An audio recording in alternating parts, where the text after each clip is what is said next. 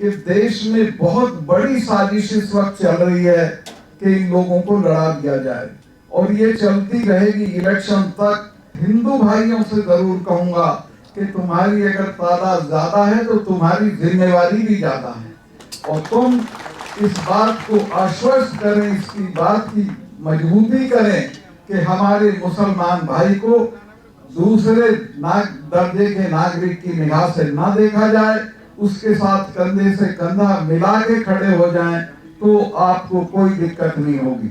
नूह के दंगे के वक्त जो स्टैंड लिया, वो लहर हमारे यहाँ भी चली गई।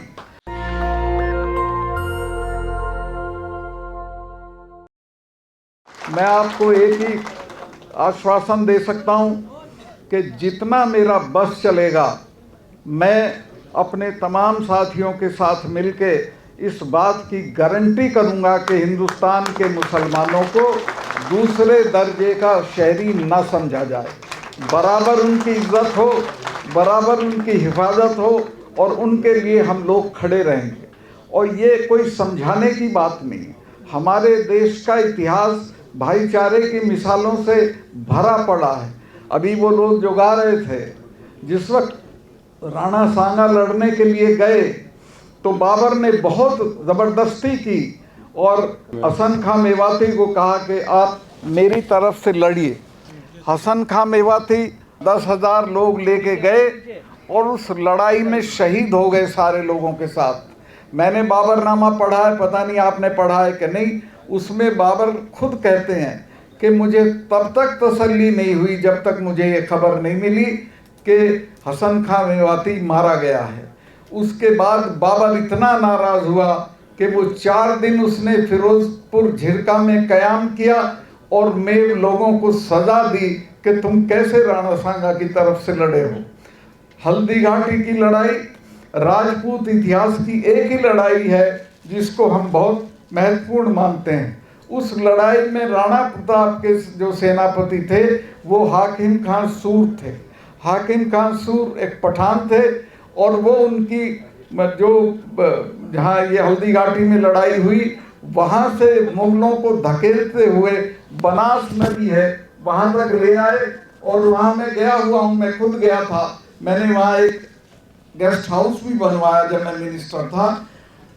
तो उस इलाके का इतने लोग मारे उन्होंने कि वहाँ रक्त तलाई उस जगह का नाम पड़ गया कि खून का तालाब, रक्त तलाई। आज भी वो रक्त तलाई के नाम से जाना जाता है, बोर्ड लगा हुआ है। तो ऐसे ऐसे महापुरुष, ऐसे ऐसे लोग हिंदू मुसलमान एकता के लिए शहीद हुए। अगर हम इनको भूलेंगे तो अपना इतिहास भी भूलेंगे, और हम अपनी जो खासियत है हमारे इतिहास की या हमारी कौमों की, उसको भी भूलेंगे। मैं एक बात और निवेदन कर दूं कि देश में बहुत बड़ी साजिश इस वक्त चल रही है कि इन लोगों को लड़ा दिया जाए, और ये चलती रहेगी इलेक्शन तक। बहुत सावधान रहने की जरूरत, अपनी आपसदारी को कायम रखने की जरूरत, किसी भी तरह से इसको तोड़ना नहीं। और मुझे इस बात की खुशी है कि हमारी खाप पंचायतों ने साबित कर दिया कि वो इस जज्बे के साथ जिंदा हैं, और आगे भी मुझे भरोसा है कि ये लोग उसी तरह से खड़े रहेंगे। बहुत एक अरसे से आप यहाँ बैठे हुए हैं, बहुत लंबा हो गया। मैं बहुत लंबी तकरीर करने के पक्ष में नहीं हूँ, सिर्फ इतना कहना चाहता हूँ कि एकता से रहिए। और हिंदू भाइयों से जरूर कहूंगा कि तुम्हारी अगर तादाद ज्यादा है तो तुम्हारी जिम्मेवारी भी ज्यादा है, और तुम इस बात को आश्वस्त करें, इसकी बात की मजबूती करें कि हमारे मुसलमान भाई को दूसरे दर्जे के नागरिक की निगाह से ना देखा जाए, उसके साथ कंधे से कंधा मिला के खड़े हो जाएं, तो आपको कोई दिक्कत नहीं होगी।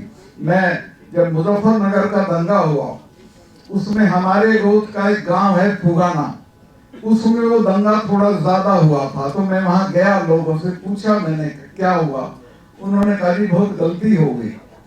उनको किसी ने खबर दे दी कि मलिकों का जो गोद का दादा है वो पीछे मुसलमानों के किसी गांव में मार दिया गया, जबकि वो गलत खबर थी। तो उसके रिएक्शन में वहां दंगा हुआ। तो गांव के लोगों ने, आप यकीन करोगे, रोते हुए कहा कि ये तो हमारी जिंदगी, हमारा तो गंडासा नहीं चढ़ता इनके बिना, हमारा तो कोई काम इनके बिना नहीं होता, और हमारे तो पुरखे 47 में रेल से उतार उतार के इनको लाए थे कि कहाँ जा रहे हो, यहीं रहो, और हमने बसाए थे, हमारे भाई हैं। तो वो भाईचारा टूट गया था मुजफ्फरनगर के दंगे में।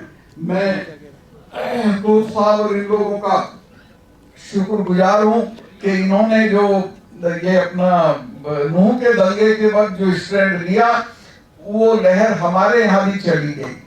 जाटों का और मुसलमानों का जो तफरका था वो उसी दिन खत्म हो गया, और हम भी आप जैसे ही हो गए, और अब हमारे यहाँ कोई फिरका परस्ती पश्चिमी यूपी में भी नहीं है।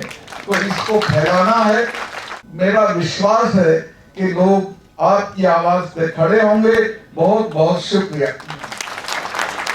नेशनल दस्तक की आपसे गुजारिश है कि अगर इसको बचाना चाहते हैं तो नेशनल दस्तक को सब्सक्राइब करने के लिए रेड कलर के सब्सक्राइब बटन को दबाएं, फिर बेल आइकन की घंटी दबाएं। नेशनल दस्तक को बचाने के लिए बहुत जरूरी है कि हर खबर को शेयर करें, लाइक करें, कमेंट जरूर करें।